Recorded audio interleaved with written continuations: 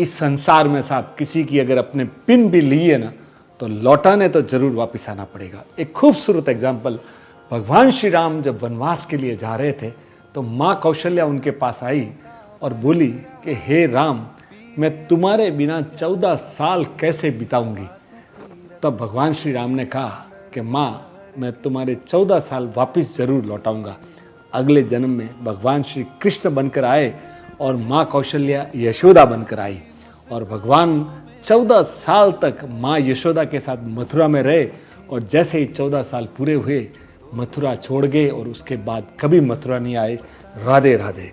कहते हैं साहब, भगवान श्री कृष्ण जब 125 साल के हो गए, उनके चेहरे पे एक भी झुर्री नहीं थी और आखिरी अवस्था में एक वन में बैठे थे और एड़ी ऊपर लगाकर और बांसुरी बजा रहे थे।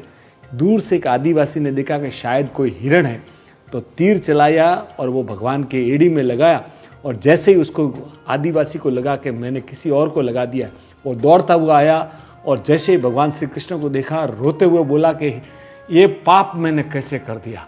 तब भगवान श्री कृष्ण ने कहा कि कोई पाप तुमने नहीं किया है, ये वही तीर है जो पिछले जन्म में मैं राम था और तुम बाली थे और तब मैंने तुम्हारे ऊपर छोड़ा था और तुम अभी आदिवासी बनकर वापस मुझे लौटा रहे हो, तो तुम्हारे ऊपर कोई पाप नहीं चढ़ रहा है सर।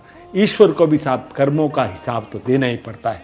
तो राधे राधे साहब, कोई भी कर्म करने से पहले सोच समझ कर कीजिएगा। Thank you.